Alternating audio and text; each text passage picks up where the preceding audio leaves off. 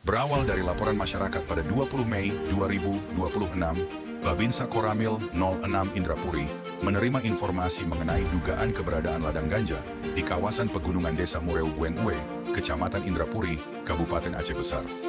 Menindaklanjuti laporan tersebut, pada 28 Juni dilakukan pengecekan di lapangan. Hasilnya ditemukan ladang ganja seluas sekitar 2,5 hektar dengan tinggi tanaman mencapai 100 hingga 150 cm. Tim intelijen Kodim bersama personel bergerak menuju lokasi untuk melaksanakan pemeriksaan dan pendataan. Selain menemukan ribuan tanaman ganja, petugas juga menemukan bekas karung pupuk yang diduga digunakan untuk perawatan tanaman tersebut. Sebagai tindak lanjut, Kodim 0101 Kota Banda Aceh melaksanakan pemusnahan ladang ganja dengan cara dicabut dan dibakar di lokasi. Kegiatan ini dipimpin langsung oleh Kasdim 0101 KBA dan disaksikan unsur TNI serta awak media.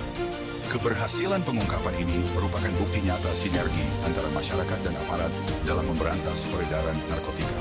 Kodim 0101 KBA juga mengajak seluruh masyarakat untuk terus berperan aktif, memberikan informasi serta bersama-sama menjaga generasi muda dari bahaya penyalahgunaan narkoba demi mewujudkan Aceh yang aman, bersih, dan bebas narkoba.